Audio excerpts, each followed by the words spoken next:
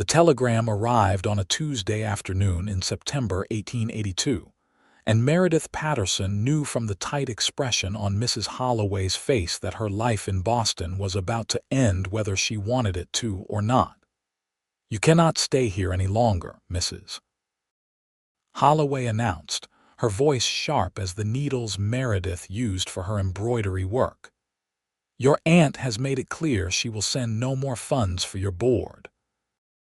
You are 22 years old, Miss Patterson, and you have been nothing but a burden since you arrived at my establishment 3 years ago."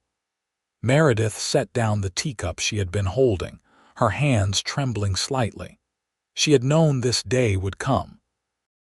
Her aunt had been clear in her last letter that supporting a sickly niece was no longer financially feasible, not when Meredith could barely work a full day without needing to rest. The consumption that had taken her mother had left its mark on Meredith too, though the doctors said she had survived the worst of it. Still, she tired easily, caught every cold that passed through the boarding house, and her slender frame made her look far more delicate than other women her age. "I understand," Meredith said quietly, though her heart was racing. "I will find other arrangements." Mrs. Holloway's expression softened just slightly. "There is an option," she said, producing a newspaper from her apron pocket. "Several women in this house have found suitable matches through this service. Mail-order brides are needed out west, men with means who need wives." The words settled over Meredith like snow. Mail-order bride. She had heard of such arrangements, of course. Women traveling thousands of miles to marry men they had never met, settling in rough frontier towns where civilization was still taking root. It seemed desperate and dangerous and entirely unsuitable for someone like her. But what choice did she have? 2 months later, Meredith stood on the platform in Elko, Nevada, her single trunk beside her, and watched the train pull away in a cloud of steam and smoke. The November air was crisp and cold, different from Boston's dampness, and the landscape around her was so vast and empty it made her chest tighten with anxiety. Mountains rose in the distance, their peaks already dusted with snow, and the town itself looked like it had been thrown together hastily, all rough wooden buildings and dusty streets. "Miss Patterson." She turned to find a tall man with a thick gray beard and kind eyes approaching her. He wore a dark suit that had seen better days and a hat he quickly removed when he reached her. "Yes, I am Meredith Patterson," she said, trying to keep her voice steady. "Thomas Reid," he said, extending his hand. "I am the one who sent for you." Meredith shook his hand, studying him carefully. Thomas Reid was perhaps 50 years old, with weathered skin that spoke of years working outdoors. He seemed kind enough, but there was a weariness to him that made her wonder what kind of life awaited her. "Welcome to Elko," he said, gesturing toward the town. "I have a wagon waiting. My ranch is about 5 miles north of town." As they walked toward the wagon, Meredith noticed people staring at her. She knew what they saw. A small, pale woman in a traveling dress that was too fine for frontier life, looking like a strong wind might knock her over. She held her head high anyway, refusing to show how frightened she truly was. The ride to the ranch was quiet. Thomas pointed out landmarks, explained that he raised cattle and had built his ranch up over the past 15 years. His first wife had died in childbirth along with the baby, and he had spent the last decade alone, but he was getting older and wanted companionship. He needed someone to help manage the house, he said. Nothing too strenuous, of course. The ranch, when they arrived, was more substantial than Meredith had expected. The house was a 2-story structure with a wide porch, and there were several outbuildings scattered around the property. Cattle grazed in distant pastures, and she could see several men working near one of the barns.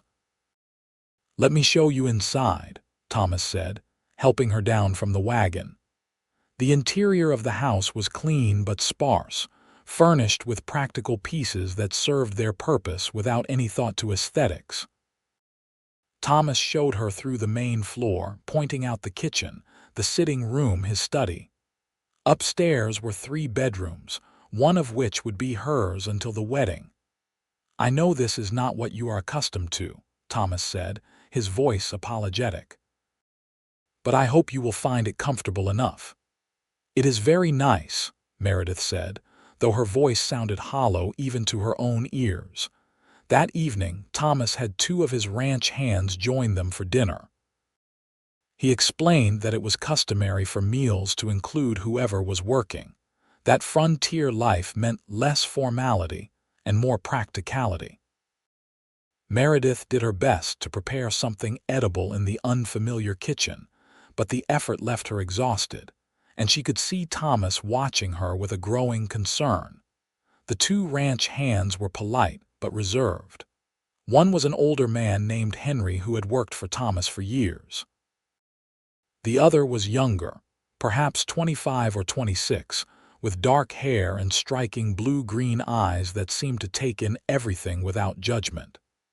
His name was Kenneth Irwin, and he was, according to Thomas, the best horseman in 3 counties. "Miss Patterson just arrived from Boston," Thomas explained as they ate the somewhat overdone roast Meredith had managed. "We will be married next week once she has had time to settle in." "Welcome to Nevada," Henry said warmly. "I hope you will find it to your liking." Kenneth said nothing, but Meredith caught him watching her with an expression she could not quite read.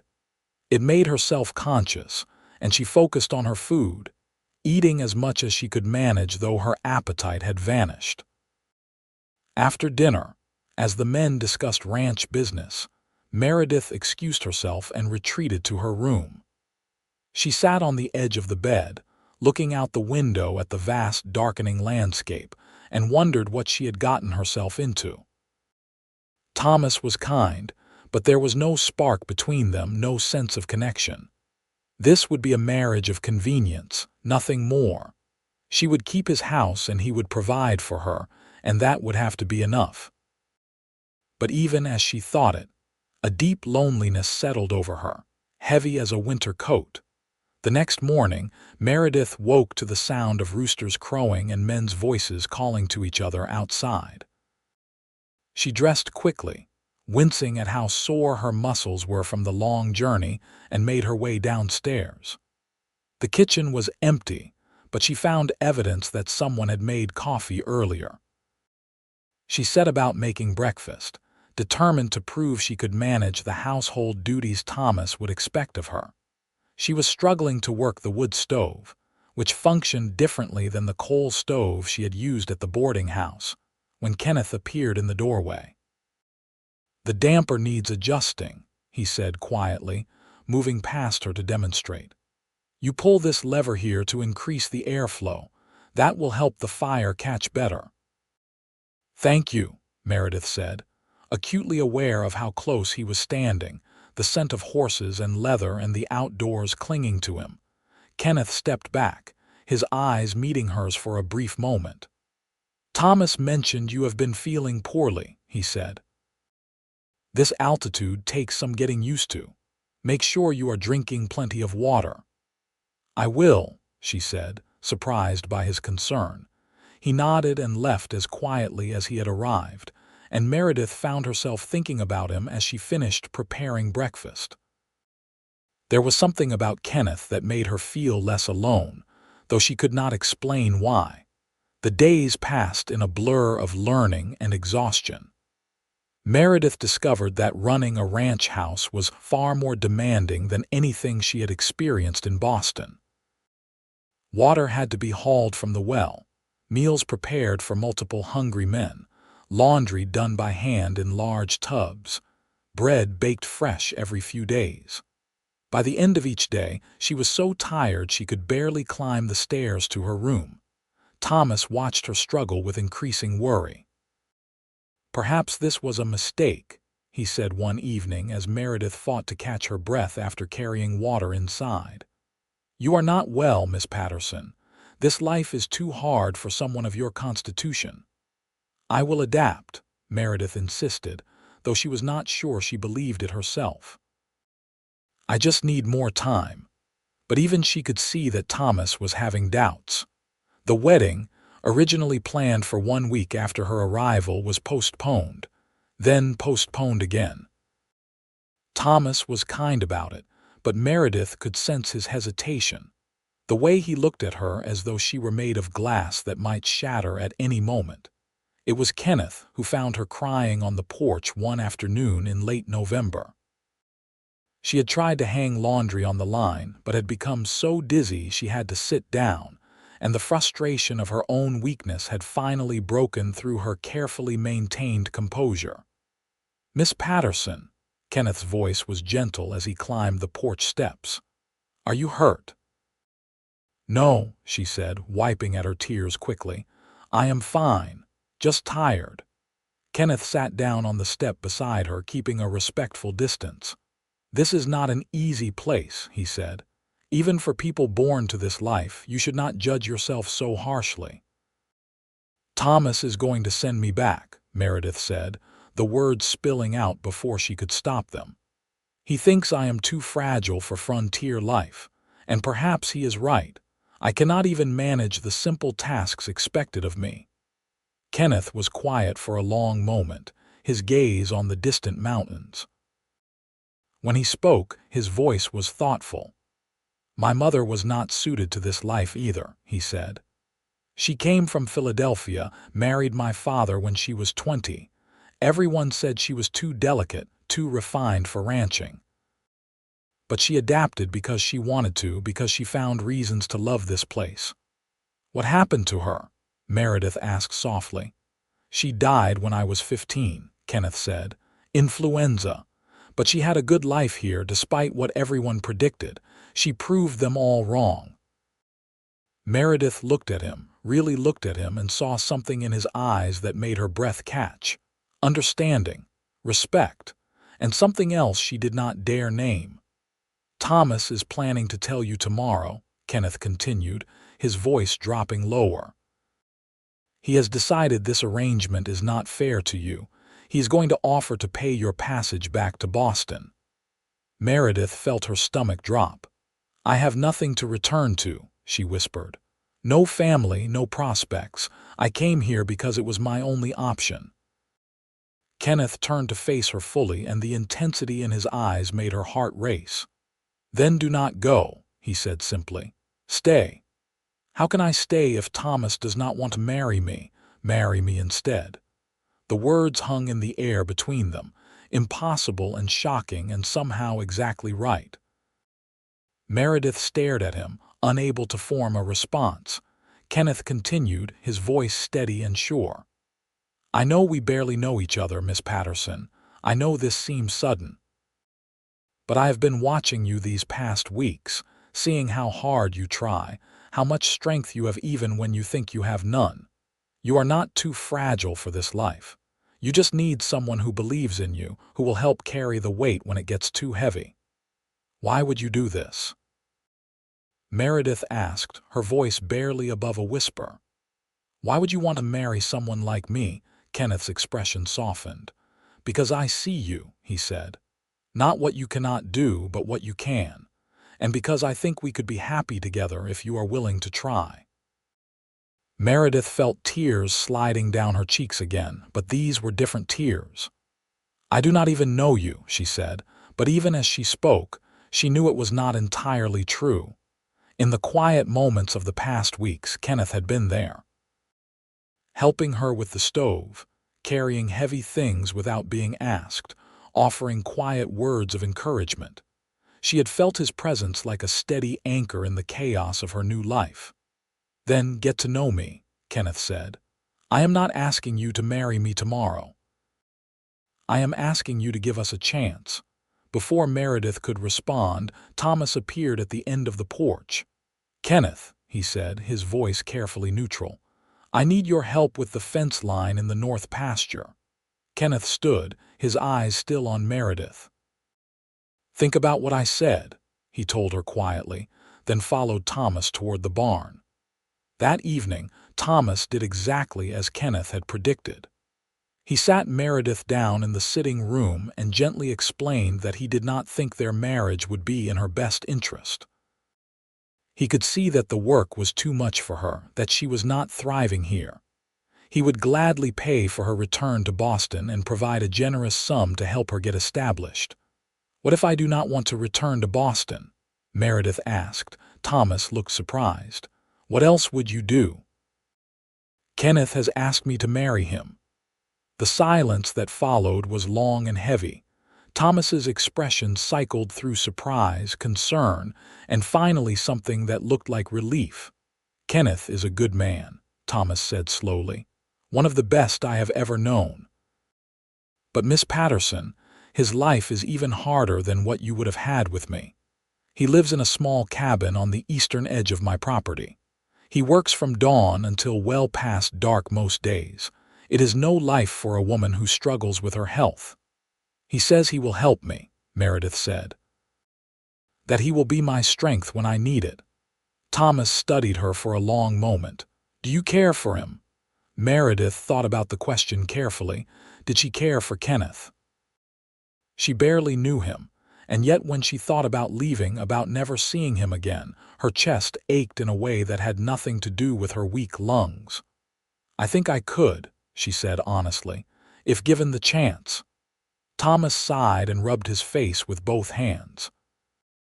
"If this is truly what you want, I will not stand in your way," he said.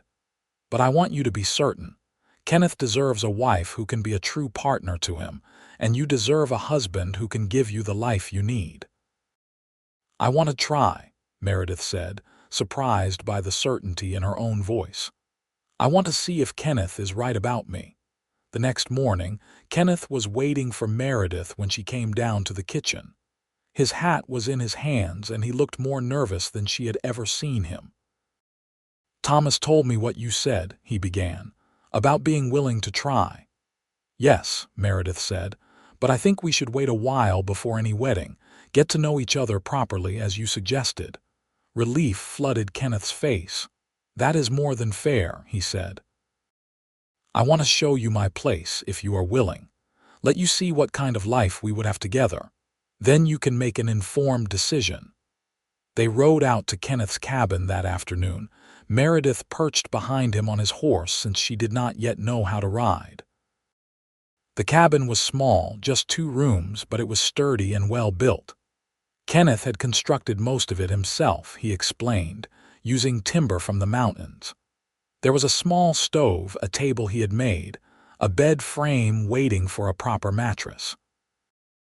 The windows were small but let in good light, and the surrounding land was beautiful, with a creek running nearby and cottonwood trees providing shade. "It is not much," Kenneth said, watching Meredith's face carefully.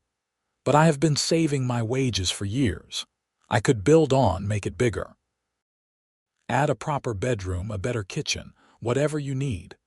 Meredith walked through the small space, running her hand over the rough-hewn table, imagining what it could become. "It is honest," she said finally. "Real, I like it." Kenneth's whole body seemed to relax. "Truly." "Truly," Meredith confirmed. She turned to face him. "But I need to be honest with you, Kenneth. I do not know if I can do all the things a ranch wife is expected to do. My health has always been delicate. I get sick easily and I tire quickly. You need to understand what you would be taking on." Kenneth moved closer, his eyes serious. "I know exactly what I am taking on," he said. "A smart, brave woman who traveled across the country alone to start a new life. Someone who keeps trying even when everything is hard. Meredith, strength is not just about how much weight you can carry or how many hours you can work. It is about not giving up when you have every reason to. And you are one of the strongest people I have ever met." No one had ever spoken to Meredith that way before. No one had ever seen her struggles as evidence of strength rather than weakness. She felt something crack open in her chest, some defensive wall she had built without even realizing it. "I will be your strength," Kenneth continued, his voice dropping to something almost tender. On the days when yours runs out, I will carry you, and you can be mine when I need it. That is what marriage should be, is it not? Two people holding each other up. Yes, Meredith whispered, and then, before she could lose her courage, she stepped forward and kissed him. Kenneth froze for half a second, clearly surprised. Then his arms came around her, gentle but sure. The kiss was sweet and careful, nothing like the rough passion Meredith had read about in novels. It felt like a promise, like the beginning of something real and solid. When they pulled apart, Kenneth was smiling, really smiling, and Meredith realized it was the first time she had seen him look genuinely happy. "So we are doing this?" he asked. "You are willing to take a chance on me?" "If you are willing to take a chance on me," Meredith countered. "That is the easiest decision I have ever made," Kenneth said. They spent the rest of the afternoon talking, really talking. Kenneth told her about his childhood, about following his father around the ranch, learning everything there was to know about horses and cattle and surviving in this harsh landscape. He talked about losing both his parents, about working for Thomas these past 7 years and saving every penny he could. His dream was to eventually buy his own land, start his own ranch. Nothing huge, just enough to make a good living and build a life. Meredith told him about Boston, about losing her parents, about the years of being shuffled between relatives who saw her as a burden. She talked about the loneliness of always being the sick one, the weak one, the one everyone worried about but no one really saw.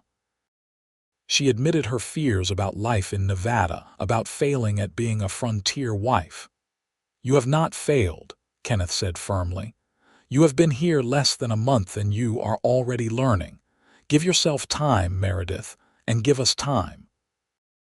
As the sun began to set, they rode back to Thomas's ranch house. Kenneth helped Meredith down from the horse, his hands lingering at her waist for just a moment longer than necessary. "Tomorrow is Sunday," he said. "Would you like to come to church with me? Let the town get used to seeing us together." "I would like that," Meredith said. The church in Elko was a simple white building that served multiple denominations depending on which traveling preacher happened to be in town. That Sunday, it was a Methodist minister who led the service. His sermon focused on the story of Ruth and her decision to stay with Naomi in a foreign land. Meredith felt the words sink into her heart, a confirmation that she had made the right choice. After the service, Kenneth introduced her to several people. Most were friendly, though Meredith noticed the curious looks, the whispered conversations. News traveled fast in a small town, and everyone had heard about Thomas Reed's mail-order bride. Now she was arriving at church with his ranch hand instead, and people were clearly trying to figure out what had happened. "Do not mind them," Kenneth said quietly as they walked toward the wagon. "They will find something new to talk about soon enough." But one woman approached them before they could leave, her expression kind. She was perhaps 40, with graying hair and laugh lines around her eyes. "You must be Miss Patterson," she said warmly. "I am Dorothy Wells. My husband runs the general store in town. I wanted to welcome you to Elko and let you know that if you ever need anything, anything at all, please do not hesitate to ask. Moving to the frontier can be overwhelming, especially for someone from the city." "Thank you," Meredith said, genuinely touched. "That is very kind." Dorothy glanced at Kenneth with obvious approval. "Kenneth Irwin is one of the finest young men in this county," she said. "You are in good hands, my dear."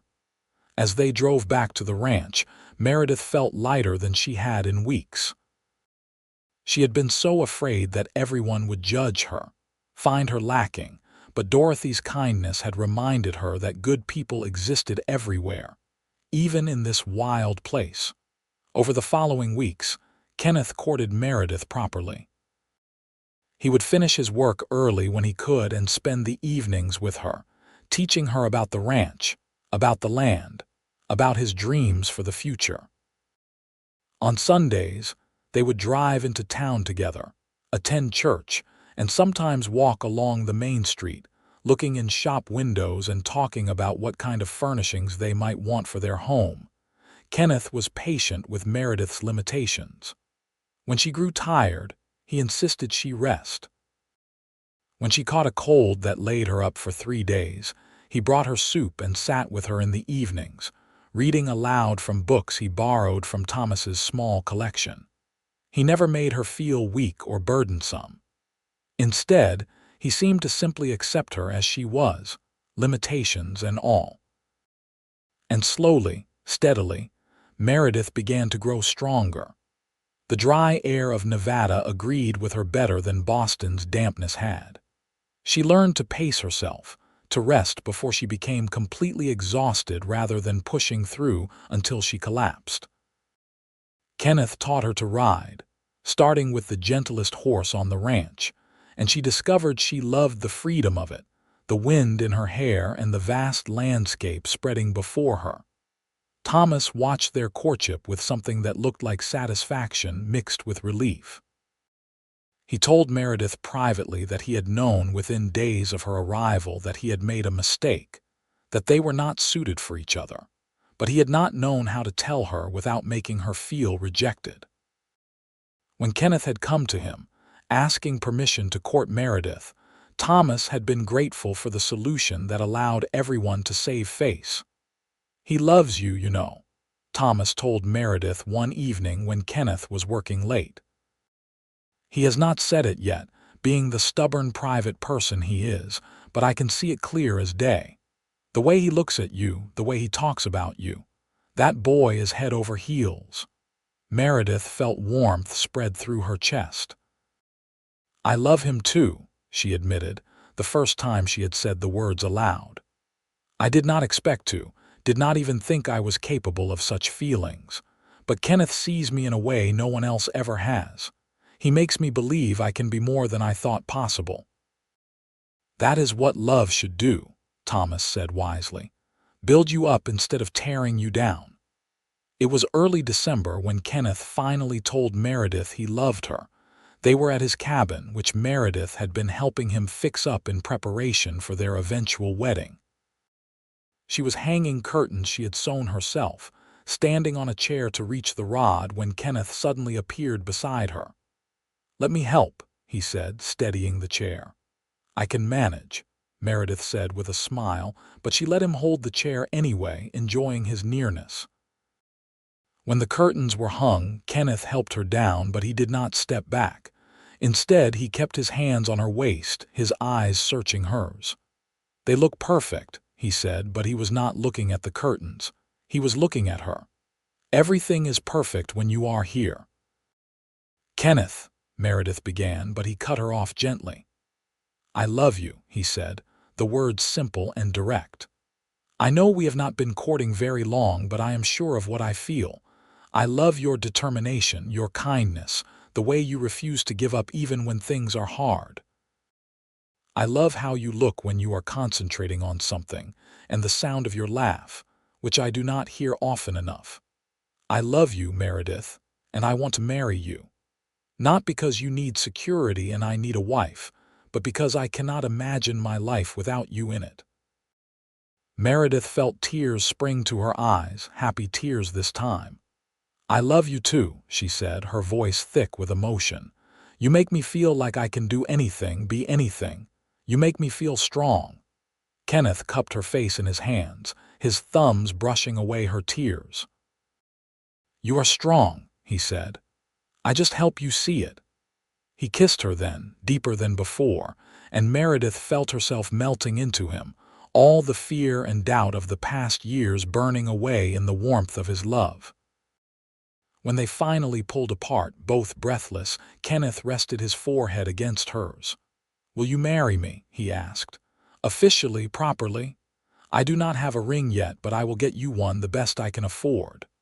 "I do not need a ring," Meredith said. "I just need you." "Yes," Kenneth Irwin, I will marry you.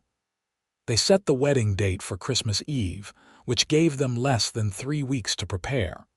Dorothy Wells, who had become a good friend to Meredith, helped her with the preparations. Together, they sewed a wedding dress from cream-colored wool, practical but beautiful, with lace at the collar and cuffs that Dorothy contributed from her own supplies. A winter wedding is fitting, Dorothy said as they worked. The start of something new, fresh, and full of promise. Kenneth spent every spare moment working on the cabin, adding a bedroom extension and improving the kitchen area. Thomas gave him time off to complete the work, and even contributed some lumber and supplies as a wedding gift. Several of the other ranch hands helped as well, and Meredith was touched by how readily the community had accepted their union. On Christmas Eve, 1882, Meredith walked down the aisle of the small church in Elko, wearing her new dress and carrying a bouquet of winter greenery Dorothy had helped her arrange. Kenneth waited at the altar, cleaned up and nervous, his eyes never leaving her face as she approached. The ceremony was simple but beautiful.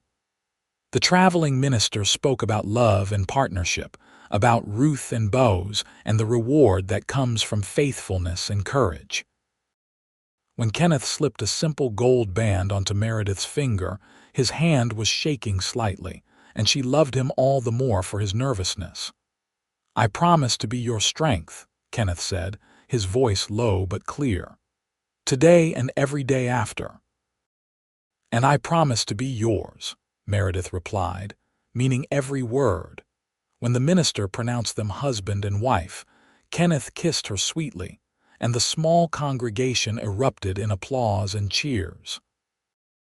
Meredith felt joy bubble up inside her, pure and bright, and she thought about how close she had come to missing this, to returning to Boston defeated and alone. Thank God for Kenneth, for his belief in her, for his willingness to see past her weaknesses to the person she could become. The reception was held at Thomas's ranch house, which had been decorated with evergreen boughs and candles. There was food and music, with one of the ranch hands playing fiddle while couples danced. Kenneth led Meredith in a simple waltz, holding her close, his eyes full of love and promise. "Happy?" he asked softly. "Happier than I ever thought possible," Meredith answered truthfully. As the evening wore on and the guests began to depart, Thomas pulled Kenneth aside. Meredith watched them talk, saw Thomas hand Kenneth something that made her new husband's eyes widen. When Kenneth returned to her side, he was grinning. "Thomas just gave us our wedding present," he said. "He is deeding me 50 acres of the eastern section of his ranch, including where our cabin sits. We own our land now, Meredith. It is ours." Meredith felt tears spring to her eyes yet again. "That is incredibly generous," she whispered. "He said we earned it," Kenneth said. "That he has never seen two people better suited to make a life together." They drove back to their cabin as the sun was setting, painting the snow-covered landscape in shades of pink and gold. Kenneth carried Meredith over the threshold, both of them laughing at the tradition, and set her down gently in their home. Their first night as husband and wife was tender and sweet, Kenneth careful with her, always mindful of her comfort. Afterwards, lying in the darkness with her head on his chest and his arms around her, Meredith felt a peace she had never known before. This was home. Not the cabin, though she loved it, but Kenneth himself. He was her home, her strength, her future. The winter months were hard, as winter always was in Nevada. There were storms that left them snowed in for days at a time, bitter cold that seeped through every crack in the walls, and the constant work of survival. But Meredith faced it all with Kenneth at her side, and she discovered reserves of strength she had never known she possessed. She learned to cook on the temperamental wood stove, to make bread that rose properly, to stretch their supplies through the lean months. When she fell ill with a fever in January, Kenneth nursed her through it, never once complaining about the extra work it created.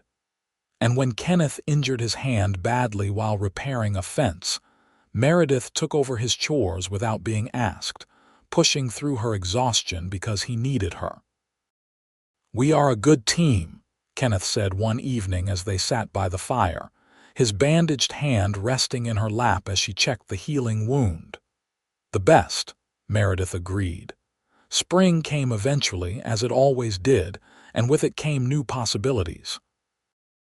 Kenneth talked about his plans to expand their small herd of cattle, to build a proper barn, to plant a vegetable garden that would help them become more self-sufficient. Meredith talked about wanting to learn more skills, about maybe taking in sewing work to contribute income, about building a life that was truly theirs. In April, Meredith realized she was pregnant. She had suspected for a few weeks, but had not been certain until Dorothy confirmed it. She told Kenneth that evening as they sat on their porch watching the sunset. "I am going to have a baby," she said simply. Kenneth turned to stare at her, his eyes wide. "Truly, truly," Meredith confirmed, nervous about his reaction. "Probably in late October or early November." Kenneth let out a whoop of joy and pulled her into his arms, spinning her around despite her protests. When he set her down, his face was radiant with happiness. "We are having a baby," he said wonderingly. "Meredith, we are going to be parents. Are you happy?" She asked, needing to hear him say it. "Happy does not begin to cover it," Kenneth said, cupping her face in his hands. "You have given me everything I never knew I wanted. A home, love, and now a child. I am the luckiest man alive." But as the weeks passed and the pregnancy progressed, some of Meredith's old fears began to resurface. She remembered her own mother dying, remembered the stories she had heard of women who did not survive childbirth. She knew that pregnancy and childbirth were dangerous under the best circumstances, and even more so for someone with her history of health problems. Kenneth sensed her worry and addressed it head-on one evening. "You are afraid," he said gently. It was not a question. "Yes," Meredith admitted. "What if something goes wrong? What if I am not strong enough?" Kenneth took her hands in his grip firm and reassuring. "Then we will face it together," he said. "I promise to be your strength, remember, and I meant it. Whatever happens, we face it as a team, but Meredith, I believe in you. Your body has gotten stronger these past months. You are not the same fragile woman who arrived in Elko last November. You have grown and adapted and thrived. Trust yourself the way I trust you." His words helped, and over the following months, Meredith tried to hold on to them whenever fear threatened to overwhelm her. She continued to work, though Kenneth insisted she take frequent rests and would not let her lift anything heavy. Dorothy visited often, bringing her knowledge and experience, reassuring Meredith that everything was progressing normally. "You are doing wonderfully," Dorothy told her in August after examining her. "The baby is growing well, and you are handling this pregnancy better than many women I have seen. Kenneth is right to believe in you." As autumn arrived and Meredith's belly grew round, Kenneth finished building a cradle for the baby, carving intricate designs into the wood during the long evenings. He talked to her stomach, telling their unborn child stories about the ranch, about the horses, about the life they would have together. It made Meredith fall in love with him all over again, seeing this tender side of the strong, quiet cowboy she had married. The baby came on a cold night in late October, almost exactly 1 year after Meredith had first arrived in Nevada. The labor was long and difficult, and there were moments when Meredith wondered if her fears would prove prophetic. But Kenneth never left her side, holding her hand, wiping her forehead with cool cloths, whispering encouragement and love. "You are the strongest person I know," he told her during a particularly brutal contraction. "You can do this, Meredith. I know you can." And she did. As dawn broke over the mountains, painting the sky in shades of gold and pink, Meredith delivered a healthy baby boy. Kenneth cut the cord with shaking hands, tears streaming down his face, and when Dorothy placed the cleaned and swaddled infant in Meredith's arms, the world seemed to stop. "Hello, little one," Meredith whispered, studying her son's tiny face. "We have been waiting for you." "He is perfect," Kenneth said, his voice thick with emotion. "You did it, Meredith. You were so strong." They named him James Kenneth Irwin after Kenneth's father. The baby had his father's dark hair, and when he opened his eyes, his mother's hazel gaze. Kenneth held his son with a reverence that made Meredith's heart ache with love, and she knew without question that their child would grow up knowing he was wanted and cherished. The first weeks were exhausting, filled with sleepless nights and the steep learning curve of new parenthood. But Kenneth was a full partner in every sense, changing nappies and walking the floor with James when the baby was fussy, giving Meredith time to rest and recover. The community rallied around them as well, with Dorothy and other women bringing meals and help, teaching Meredith the skills she needed. "You are a natural mother," Dorothy told her one afternoon as Meredith nursed James. "Look at how content he is with you." Meredith looked down at her son and felt a fierce, protective love unlike anything she had ever experienced. She thought about the woman she had been a year ago, frightened and alone, convinced she was too weak for frontier life. That woman seemed like a stranger now. She had found her strength, not by becoming someone different, but by learning to see herself through Kenneth's eyes, to believe in her own capabilities. Christmas came again, marking their first anniversary. Kenneth surprised Meredith with a gift he had been working on for months. A rocking chair he had built himself, with a cushion Dorothy had helped him make. It was perfect for nursing James or simply sitting on the porch watching the sunset. "1 year ago, you made me the happiest man alive by agreeing to marry me," Kenneth said as Meredith tested the rocking chair, James asleep in her arms. "This year you have given me a son and made our family complete. I love you more than I have words to express." Meredith Irwin. "I love you too," Meredith said, her voice soft but sure. "Thank you for believing in me when no one else did. Thank you for being my strength." "You were always strong," Kenneth said, kneeling beside the chair and placing his hand over hers on James's small back. "I just helped you see it." The years that followed were good ones. Kenneth expanded their cattle operation steadily, building their small ranch into something prosperous. He purchased more land from Thomas, who eventually retired and moved to California to live with his brother.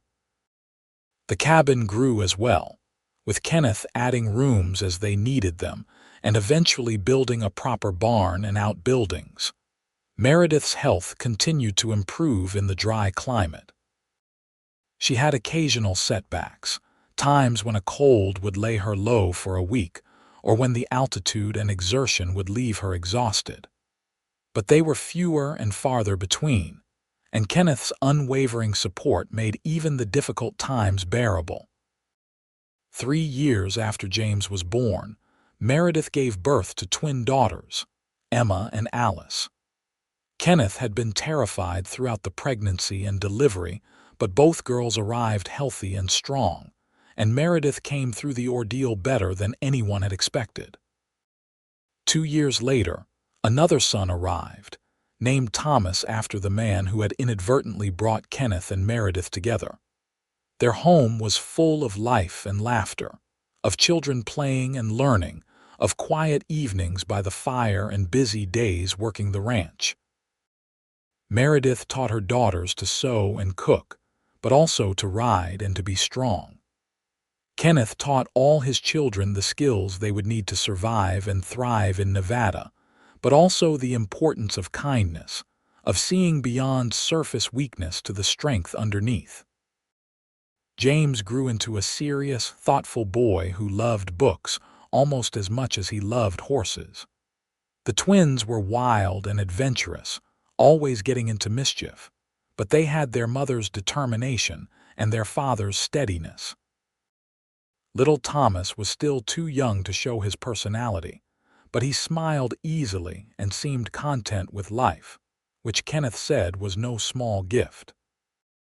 On their 10th wedding anniversary, Kenneth took Meredith up to a high ridge on their property, a place where you could see for miles in every direction. The children were with Dorothy for the evening, giving them rare time alone. "I wanted to show you something," Kenneth said, pointing to the land spread below them. "All of this is ours now. 1,500 acres of good grazing land, a solid house, healthy cattle. We built this together, Meredith, from nothing to something real and lasting." Meredith looked at the land, at the house where their children slept safely, at the barns and corrals her husband had built with his own hands. Then she looked at Kenneth, seeing the gray just beginning to show in his dark hair, the lines around his eyes from years of squinting into the sun, the strength in his weathered hands.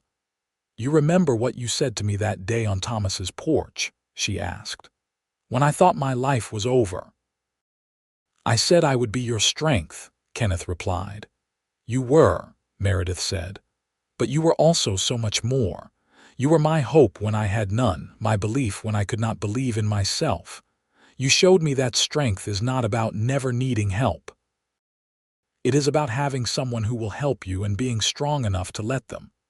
Kenneth pulled her close, his arms around her waist, her back against his chest as they looked out over their land. "I love you," he said simply. "More each day somehow." "I love you too," Meredith said. "Thank you for not letting me give up, for seeing who I could be." They stood there for a long time, watching the sun set over the Nevada landscape that had seemed so foreign and frightening to Meredith all those years ago. Now it was home, as familiar and beloved as her husband's heartbeat, as essential as the air she breathed.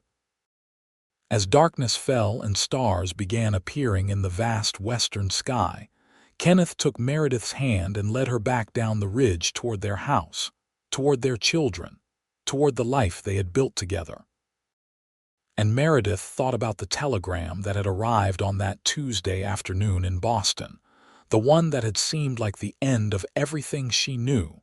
It had been the beginning instead. The beginning of everything that mattered. The children grew and thrived in the years that followed. James showed a talent for working with horses that rivaled his father's, and by the time he was 14, he was breaking and training young horses for sale, contributing significantly to the family income. The twins, Emma and Alice, were inseparable and fearless, riding across the range like they had been born in the saddle. Young Thomas proved to be the most bookish of the children, preferring studying to ranch work, though he did his share without complaint. In the spring of 1895, when Meredith was 35 years old, she and Kenneth welcomed a fifth and final child, a daughter they named Sarah. The pregnancy had been unexpected, coming years after Thomas's birth, and Meredith had worried about managing it at her age. But her body, strengthened by years of frontier life, handled it well, and Sarah's birth was the easiest of all her deliveries.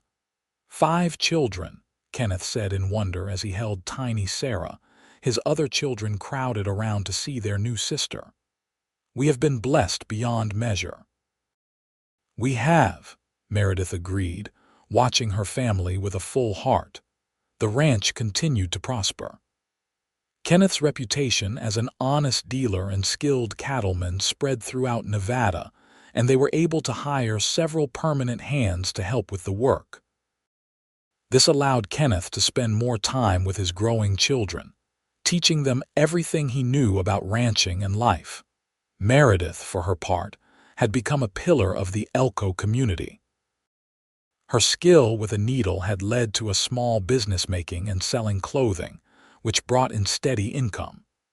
But more than that, She had become known as someone who helped new arrivals to the area, particularly women who were struggling to adapt to frontier life. She understood their fears and challenges in a way few others could, and she never hesitated to offer assistance and encouragement. Dorothy Wells, now in her 60s but still sharp as ever, often remarked that Meredith had become the person she herself had tried to be, a source of strength and wisdom for those who needed it. "You came here thinking you were too fragile for this life," Dorothy said one afternoon as they worked together on a quilting project. "Now look at you. 5 children, a successful ranch, and you are the one helping others find their strength. Life has a way of surprising us, does it not?" "It certainly does," Meredith agreed. "I never imagined this would be my life, but I cannot imagine anything better." The years rolled on, bringing their share of challenges. There were droughts that tested their water supply and grasslands, harsh winters that took a toll on the cattle, illnesses and injuries that reminded them how fragile life could be even in the best of times. James married at 21, bringing home a spirited young woman named Catherine, and they built a house on the eastern edge of Kenneth and Meredith's land. The twins, 18 and as different as they were similar, both fell in love with brothers from a neighboring ranch, leading to a double wedding that was the social event of the year in Elko. Through it all, Kenneth and Meredith remained each other's constant support. The passion of their early years had matured into something deeper and more enduring, a partnership built on mutual respect, shared experiences, and unwavering love. They still had moments of pure romance, stolen kisses when the children were occupied, quiet evenings on the porch after everyone else had gone to bed, the simple comfort of sleeping beside each other night after night, year after year.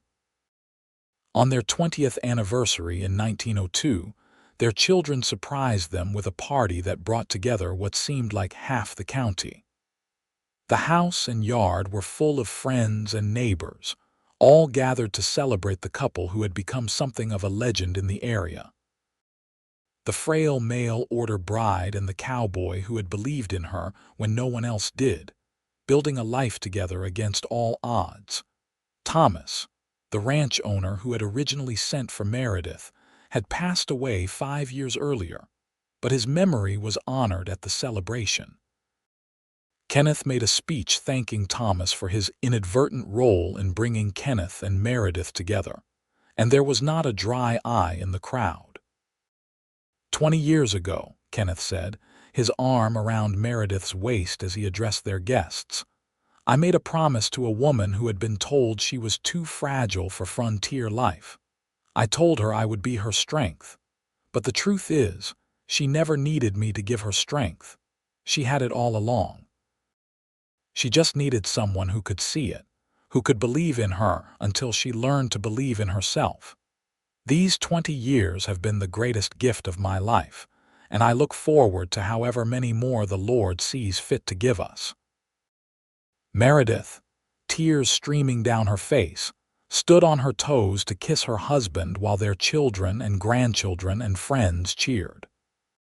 She thought about the frightened young woman who had stepped off the train in Elko all those years ago, convinced she was making a terrible mistake, certain she would fail at frontier life. That woman had been transformed not into someone different, but into the person she was always meant to be. And it was all because of the cowboy who had seen past her weakness to the strength beneath. The years continued their steady march. Kenneth and Meredith grew older together, their hair graying, their hands becoming gnarled from decades of work, their bodies moving a bit slower. But their love never diminished. If anything, it grew stronger, tempered by time and trouble into something unbreakable. James took over the day-to-day running of the ranch as Kenneth's joints began to ache with arthritis. The twins and their husbands ran their own successful ranches nearby, and Thomas, who had gone to university back east, returned to Elko to become a lawyer, settling in town with his young bride. Sarah, the youngest, showed her mother's gift for needlework combined with her father's business sense. And by the time she was 18, she was running a successful dressmaking shop in Elko. In the spring of 1907, Meredith and Kenneth became great-grandparents when James's oldest daughter gave birth to a healthy boy.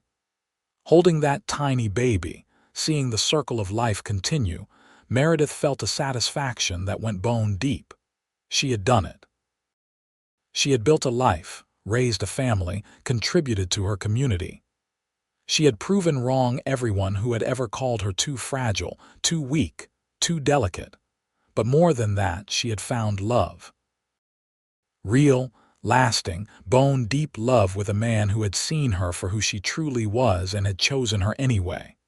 Chosen her not despite her weaknesses, but as a whole person, worthy of love and respect and partnership. "What are you thinking about?"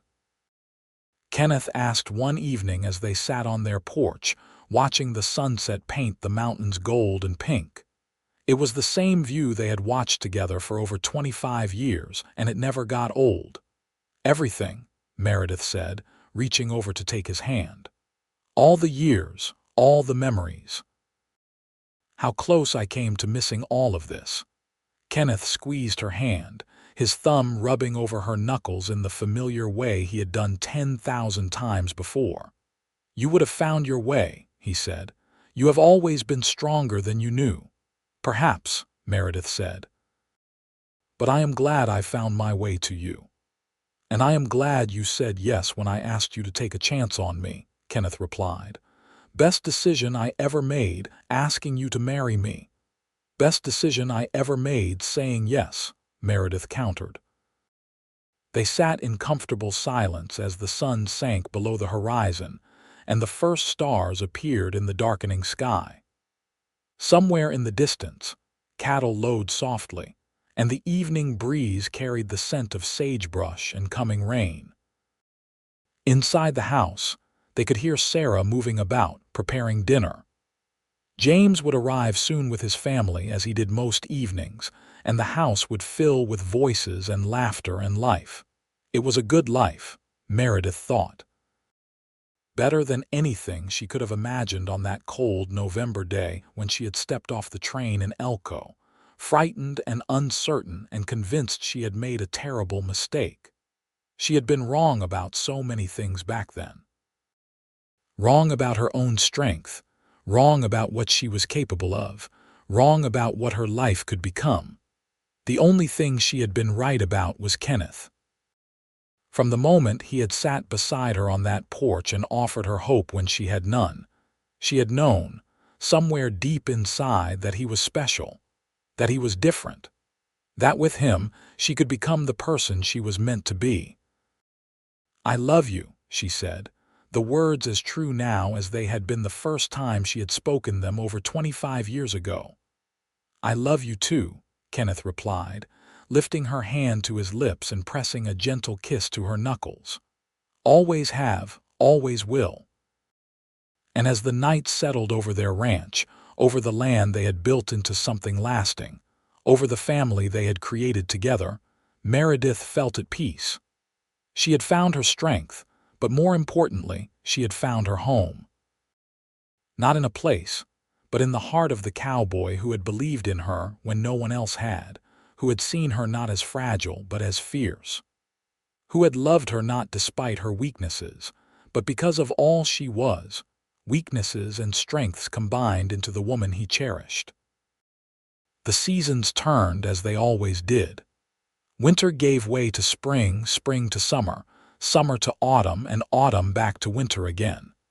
Kenneth and Meredith grew older, their children raised, their grandchildren growing, their great-grandchildren multiplying. The ranch continued to thrive under James's capable management, and the family remained close, gathering often for meals and celebrations. In the winter of 1910, when Meredith was 50 and Kenneth was 53, they made the decision to officially retire and sign the ranch over to James. They would stay in the house, of course, which had been expanded over the years into a large, comfortable home, but the day-to-day responsibilities would fall to the younger generation. "How does it feel?" James asked his father on the day they signed the papers making the transfer official. "Strange to not be in charge anymore." Kenneth looked around at the ranch he had spent 3 decades building, at the land he had poured his sweat and blood into, at the legacy he was passing to his son. "It feels right," he said simply. "I built this for you, for all of you.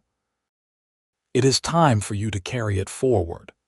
The years of retirement were peaceful ones. Kenneth and Meredith traveled occasionally, visiting their children and grandchildren, taking a trip to San Francisco that Meredith had always dreamed of.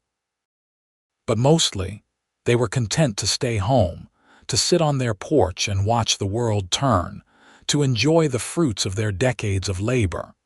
They remained active in the community. Kenneth served on the town council for several years, helping to guide Elko through the changes that were transforming the West. Automobiles began appearing on the streets alongside horses.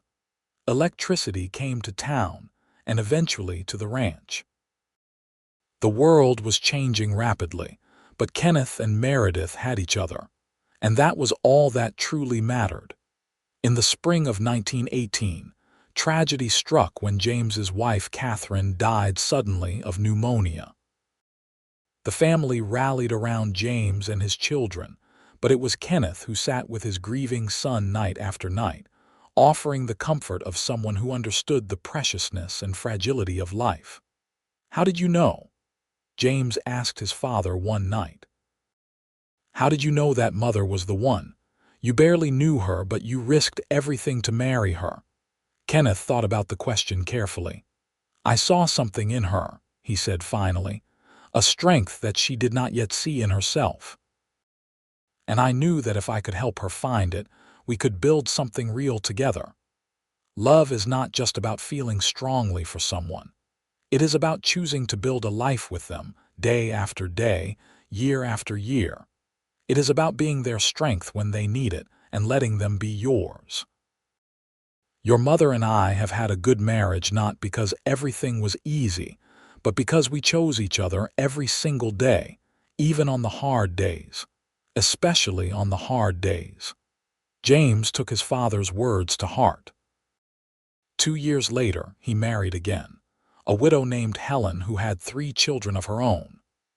The blended family was chaotic and messy and full of love, and Kenneth and Meredith delighted in the new additions to their ever-growing family tree. In 1922, Kenneth and Meredith celebrated their 40th wedding anniversary. The party was even larger than the one for their 20th, with children and grandchildren and great-grandchildren and great-great-grandchildren filling the house and yard. Sarah had created a family tree that stretched across an entire wall, showing the branches that had grown from Kenneth and Meredith's union. 5 children, 18 grandchildren, 32 great-grandchildren, and 7 great-great-grandchildren, with more on the way. "Look at what you have created," Dorothy Wells said to Meredith. Dorothy was ancient now, well into her 80s, but still sharp and engaged. All of this from that frightened girl who stepped off the train 40 years ago. All of this from a cowboy who believed in that frightened girl, Meredith corrected. None of it would have been possible without Kenneth. None of it would have been possible without both of you, Dorothy said wisely. That is what makes a good marriage. 2 people making each other better, stronger, more than they could have been alone. As the celebration wound down and the last of the guests departed, Kenneth and Meredith found themselves alone on their porch once more, watching the stars emerge in the darkening sky. It was their place, the spot where they had spent countless evenings over the past 4 decades, talking and dreaming and simply being together. 40 years, Meredith said wonderingly. It seems like a lifetime and like no time at all. It has been the best 40 years of my life, Kenneth said. Every single day with you has been a gift, Meredith." She leaned her head against his shoulder, feeling the solid warmth of him, the steady beat of his heart. They were both getting old now, their bodies marked by time and hard work, but the love between them had not aged at all. If anything, it had grown richer, deeper, more essential. "Do you ever wonder what would have happened if you had not spoken up that day?" Meredith asked. "If you had let me go back to Boston?" "Never," Kenneth said firmly, "because I would not have let that happen. Even if you had said no, even if you had decided to leave, I would have found a way to convince you to stay. I knew from the moment I first really saw you that you were meant to be mine, and I was meant to be yours. Call it fate, call it God's plan, call it whatever you like. But we were always meant to be together." "I believe that too," Meredith said softly. "I think I always have, even when I was too scared to admit it." The years continued their steady progression. Kenneth and Meredith moved more slowly now, their bodies betraying their age. Kenneth's arthritis worsened, making it difficult for him to do the physical work he had done all his life. Meredith's lungs, strong for so many years, began to trouble her again, leaving her short of breath on cold mornings. But they adapted, as they always had, finding ways to remain active and engaged despite their limitations. In the spring of 1925, Kenneth suffered a mild heart attack that scared the entire family. He survived, but it was a stark reminder that their time was finite, that the years they had left together were precious and few. After he recovered, Kenneth and Meredith made a point of telling their children and grandchildren how much they loved them, of passing on the stories and wisdom they had accumulated over their long lives. "I want you all to remember," Kenneth told the assembled family at that year's Christmas gathering, "that strength comes in many forms. Your grandmother was told she was too fragile for frontier life, but she proved everyone wrong. Not by becoming someone different, but by finding the courage to be herself. By letting others help her when she needed it, and by never giving up even when things were hard. That is true strength. Remember that, all of you. You are stronger than you think you are." In the summer of 1927, as Kenneth and Meredith approached their 45th wedding anniversary, Kenneth's health began to decline more noticeably. His heart was failing, the doctor said gently. There was nothing to be done except make him comfortable and let him spend his remaining time with the people he loved. Kenneth took the news with quiet acceptance. "I have had a good life," he told Meredith. "Better than I ever hoped for. No regrets, my love, none at all." "Except that you are leaving me," Meredith said, tears streaming down her face. Kenneth reached up to wipe away her tears, his hands still gentle despite their tremor. "I am not leaving you," he said. "I am just going ahead. You will join me when it is your time, and we will have eternity together. A few years apart is nothing compared to forever." The family gathered in the days that followed, filling the house with love and laughter and memories. Kenneth held court from his bed, telling stories about the old days, offering advice and wisdom to his children and grandchildren. He made sure to speak privately with each of his children, telling them how proud he was, how much he loved them, how grateful he was for the life they had all built together. With Meredith, he simply held her hand, his grip weak but steady, and looked at her with all the love he had always felt. "Thank you," he whispered, "for saying yes, for taking a chance on me, for making my life beautiful." "Thank you for seeing me," Meredith whispered back, "for believing in me, for being my strength." "You were always strong," Kenneth said, the same words he had spoken so many times over the years. "I just helped you see it." Kenneth Irwin passed away peacefully on August 15, 1927, surrounded by his wife, his children, and several of his grandchildren. He was 70 years old, and he had lived every one of those years to the fullest, building a legacy that would endure for generations. The funeral was the largest Elko had ever seen, with people coming from all over Nevada to pay their respects to a man who had been respected and loved by everyone who knew him. They buried him on a hill overlooking the ranch, the same spot where he had taken Meredith on their 10th anniversary to show her all they had built together. Meredith thought she would not survive the grief. 45 years they had been together, more than half her life, and the hole Kenneth left behind seemed impossible to bear. But she discovered, as the weeks and months passed, that Kenneth had prepared her for this too. All those years of teaching her strength, of showing her she was capable of more than she thought, had been leading to this moment. He had known, perhaps, that she would outlive him, and he had made sure she could stand on her own, not that she was alone. Her children surrounded her with love and support, and the grandchildren and great-grandchildren who had been Kenneth's pride and joy kept her days full. She moved in with James and Helen, settling into a comfortable routine of helping with the house and the youngest children, telling stories about their grandfather, keeping his memory alive. She lived for another 7 years, years full of love and family, and the satisfaction of seeing the legacy she and Kenneth had built continue to flourish. The ranch thrived under James's management, and the other children had built successful lives of their own. The family remained close, gathering often, supporting each other through good times and bad, embodying the values Kenneth and Meredith had instilled in them.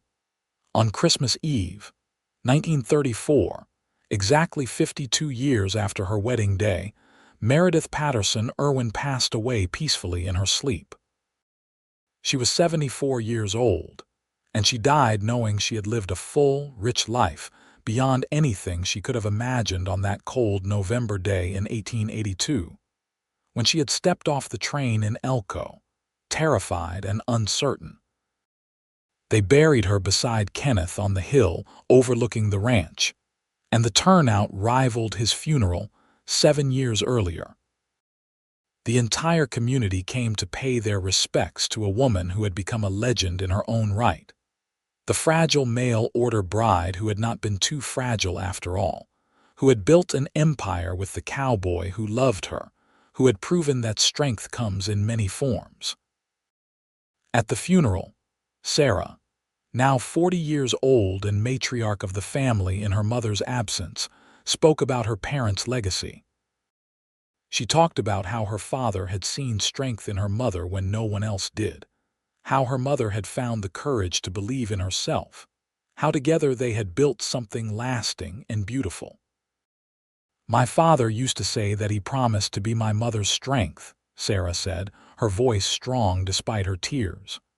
"But the truth is, they were each other's strength. They built each other up, supported each other, loved each other through everything life threw at them. That is the legacy they left us. Not just this ranch, not just this family, but the example of what true partnership looks like, of what love really means." The family continued to thrive in the years that followed. The ranch remained in the Irwin family for generations, passed down from James to his children to his grandchildren. The story of Kenneth and Meredith became family legend, told and retold to each new generation, a reminder of where they came from and the values that mattered most. In Elko, the story became part of local history. The fragile mail-order bride and the cowboy who believed in her, building a life together against all odds. It was a story of love and faith and the strength that comes from believing in someone, from seeing past surface weaknesses to the person underneath. It was a story that resonated through the years, inspiring other couples, other people facing their own doubts and fears. The house Kenneth built, expanded and updated over the decades, still stood on the hill overlooking the ranch. The rocking chair he made for Meredith was preserved as a family heirloom, passed down through the generations. And on the hill where they were buried, Their descendants continued to gather, telling stories, remembering the love that had started it all. Because that was the real legacy Kenneth and Meredith had left behind. Not just the material success of the ranch, not just the large family they had created, but the love that had sustained them through decades of hard work and challenge. The love that had proven everyone wrong, that had transformed a frightened young woman into a pillar of strength, that had given a lonely cowboy a home and a family and a purpose. It was a love story for the ages, played out against the backdrop of the wild Nevada frontier. A story that proved that strength is not about never needing help, but about having the courage to accept it when it is offered. A story that showed that sometimes the bravest thing you can do is take a chance on love, even when you are scared, even when everyone says it will not work. And it was a story that ended as all the best love stories do, with two people who loved each other through everything, who chose each other every day, who built a life together that lasted not just until death parted them, but beyond, into eternity. Kenneth and Meredith Irwin had found their happily ever after, not in spite of the challenges they faced, but because of them. Because those challenges had given them the opportunity to prove their love, to demonstrate their strength, to build something real and lasting. The mail-order bride had been called too fragile for frontier life, but a cowboy had said he would be her strength, and together, they had proven that love and partnership could overcome any obstacle.